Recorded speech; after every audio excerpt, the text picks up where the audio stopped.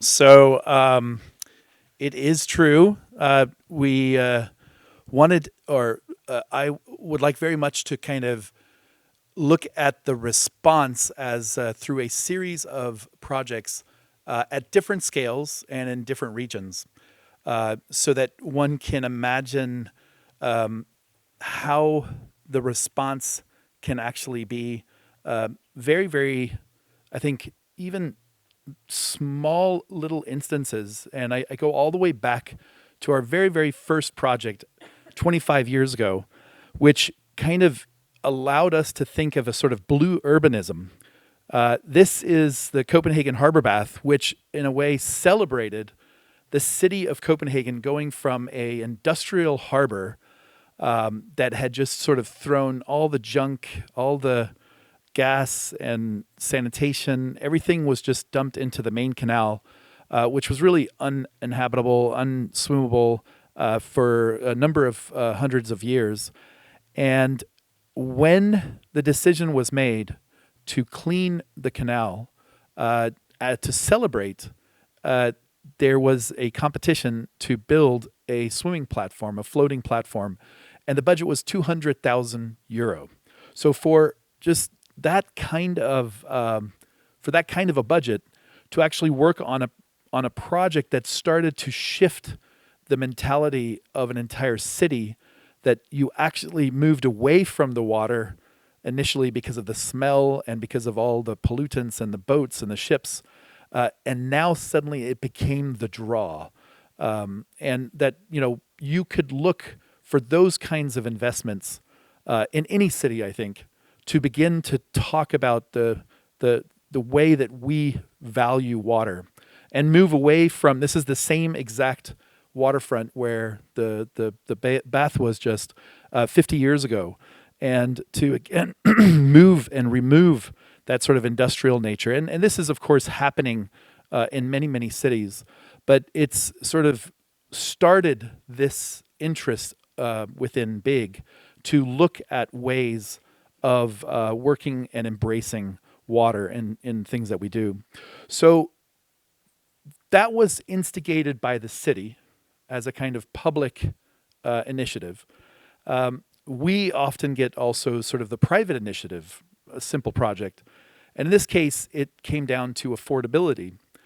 And housing became so expensive in Copenhagen because of land, the cost of land.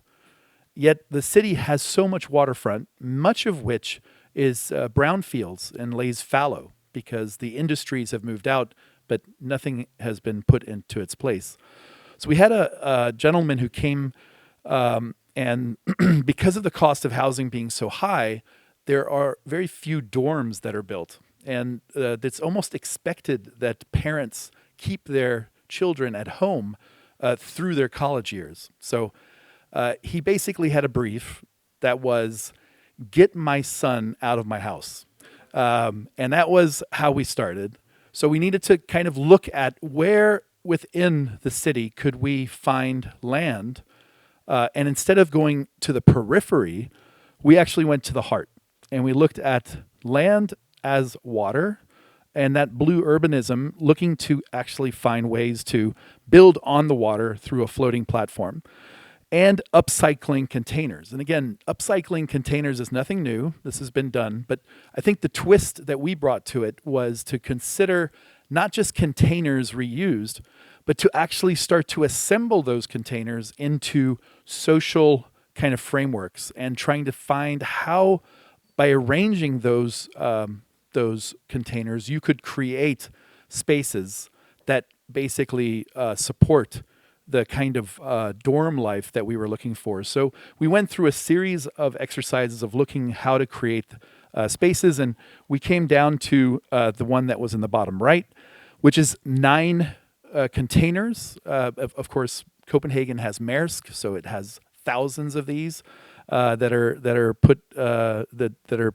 taken out of the commission, and through the arrangement of 9 of these containers on a floating platform that is basically taking advantage of the seawater for cooling.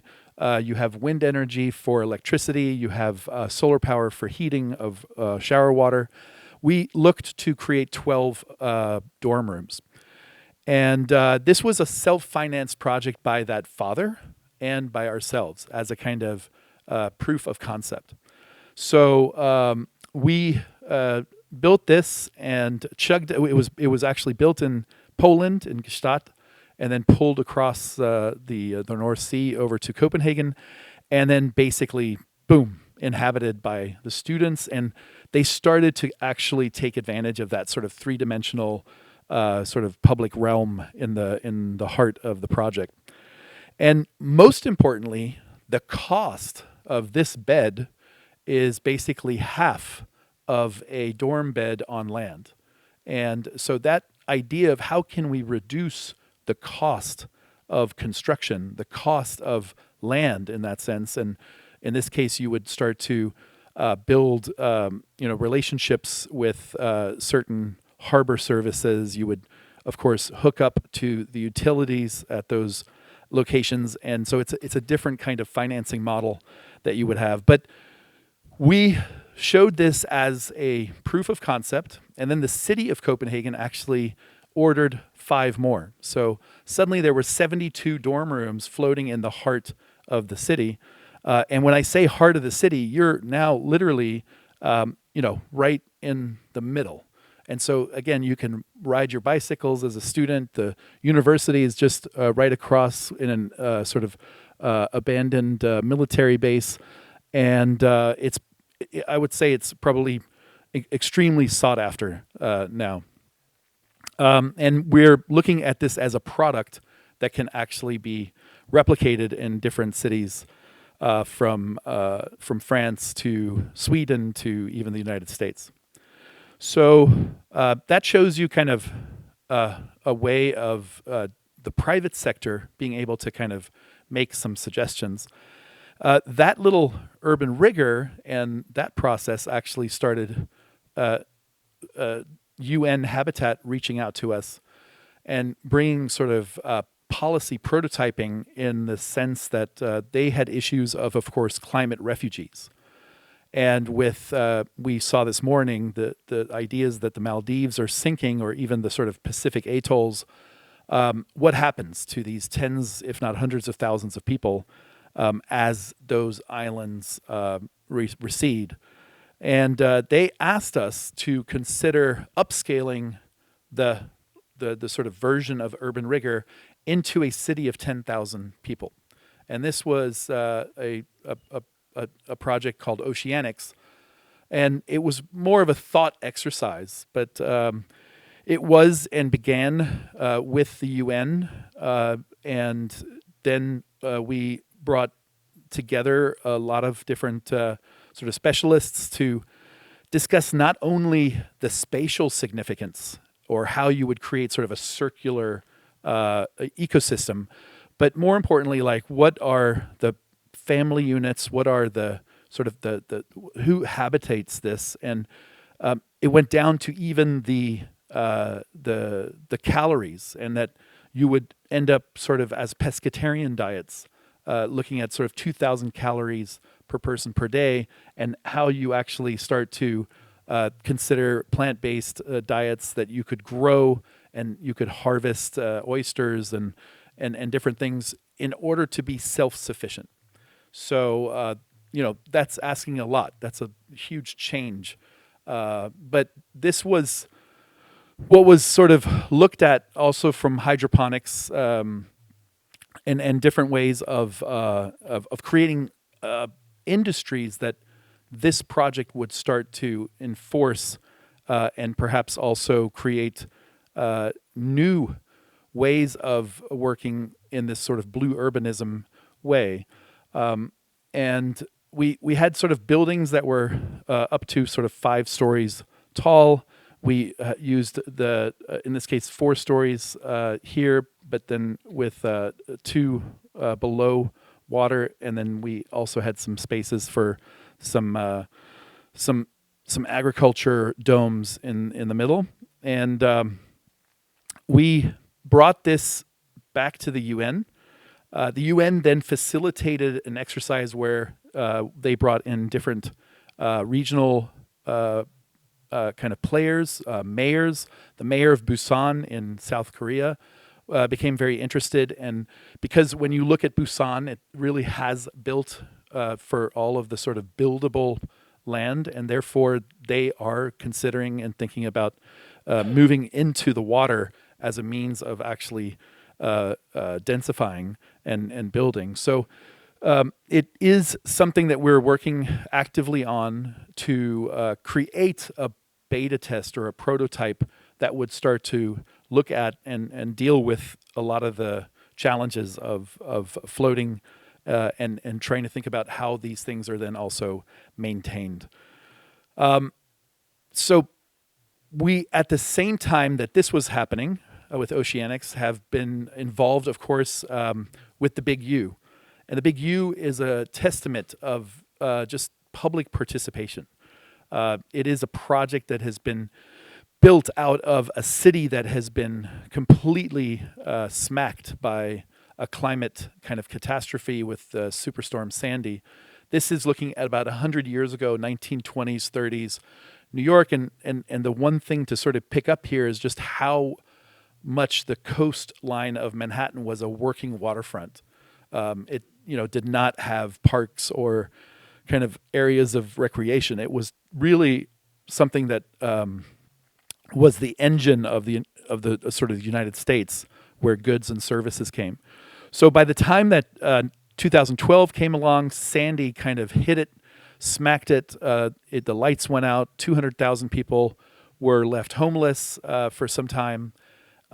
We ourselves were also taken out of our workplace for a month, and there was loss of life, $19 billion of damage. So that came to be kind of a moment where the city started to really understand that it needed to address climate change. Had actually not been used in any sort of political statement, either by the mayor, then Bloomberg, or the governor, Patterson.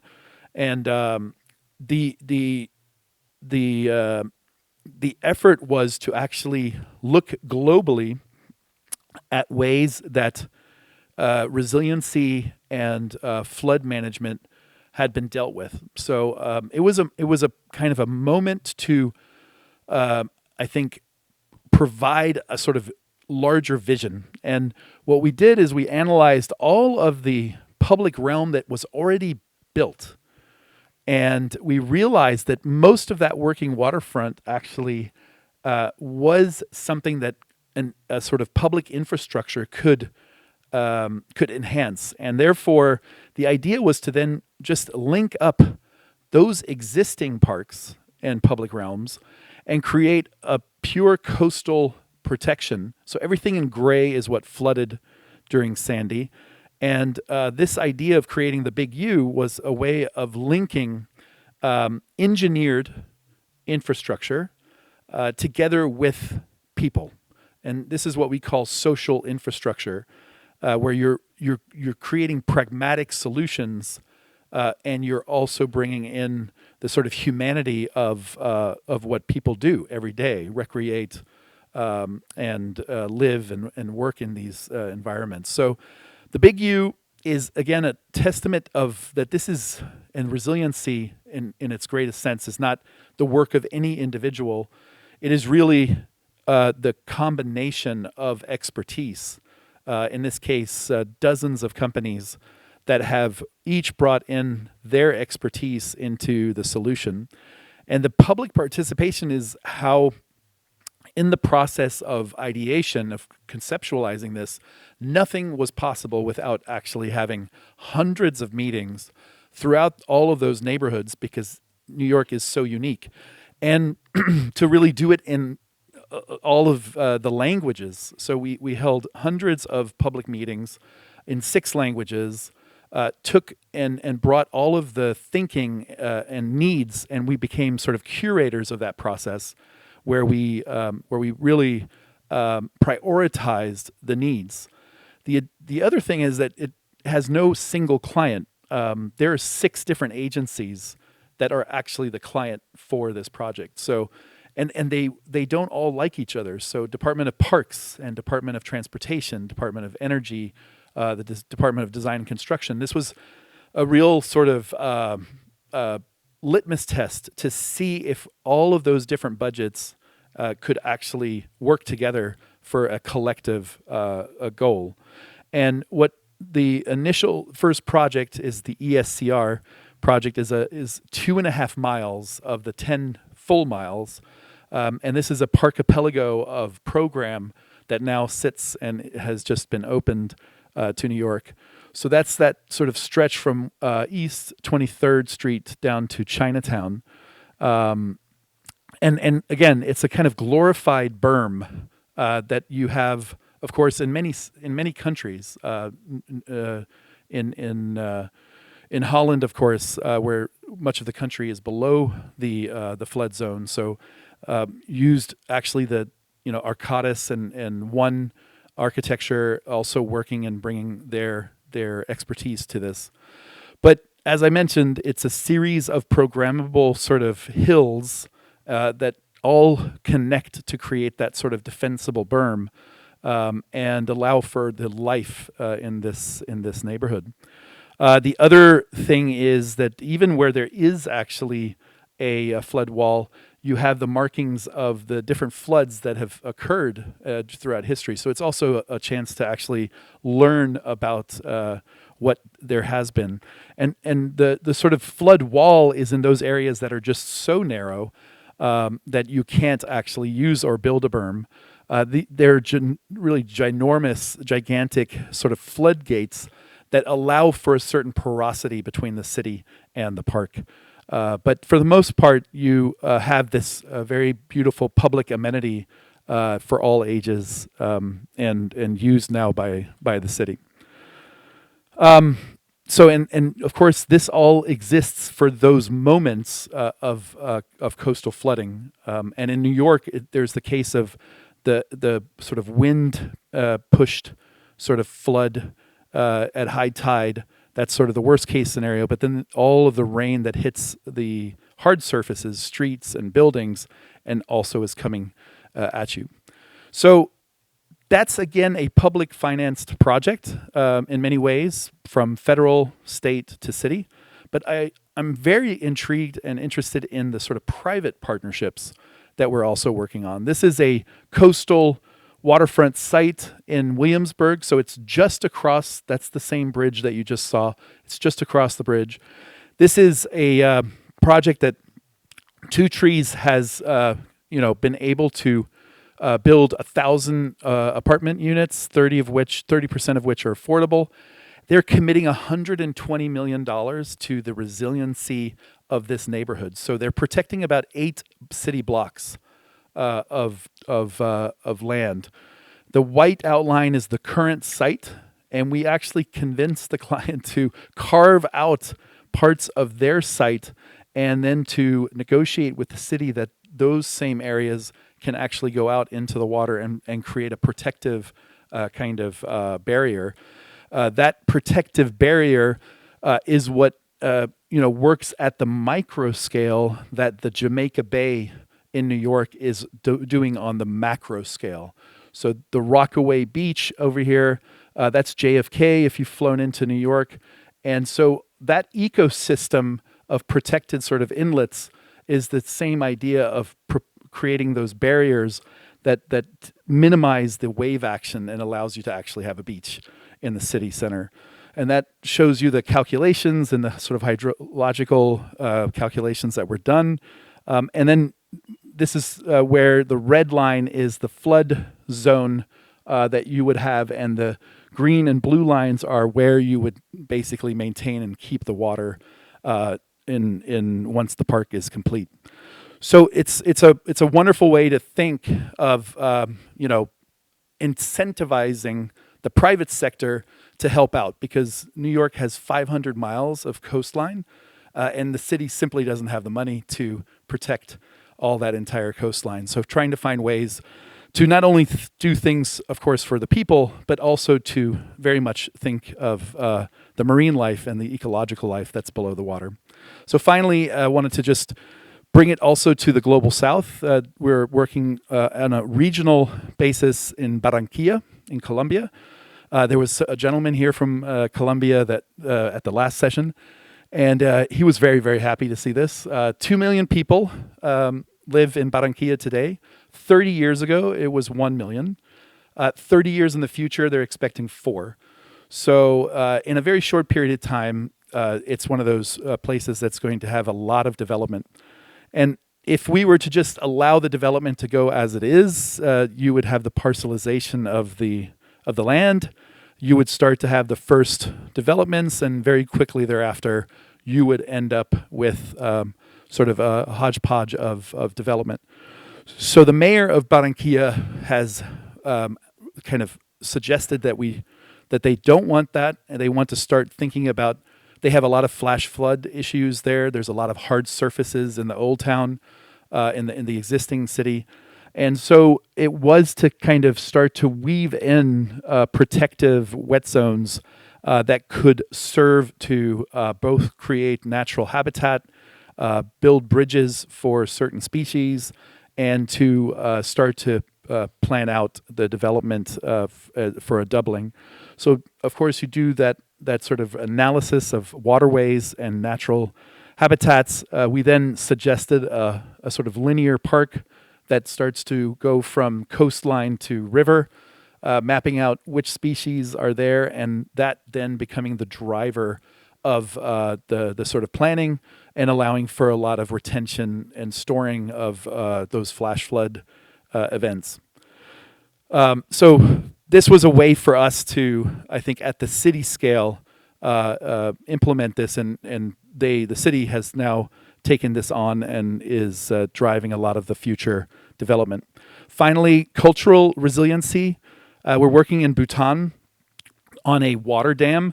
Not something you would often find architects doing. This is actually also together with Arup and Sistra, where it is a dam that you would normally find anywhere, but in Bhutan, the younger people have been moving away at a sort of pretty fast clip, and the country is trying to find ways to keep and maintain the population that it needs to actually sustain the country. So this is part of Galefu Mindfulness City, a new development or a new free economic zone, and what is allowing the creation of that free economic zone is the hydroelectric power that this dam would actually create. So it's 95% of Bhutan's energy comes from water, hydroelectricity.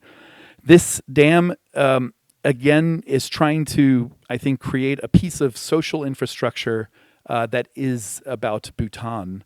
So it is taking kind of the thoughts of sort of Indian stepwells that you would find in the region and bringing it to the scale of the entire dam with a temple as the kind of pilgrimage that why would you climb an entire dam, but you would sort of walk and reach this temple in the center of it.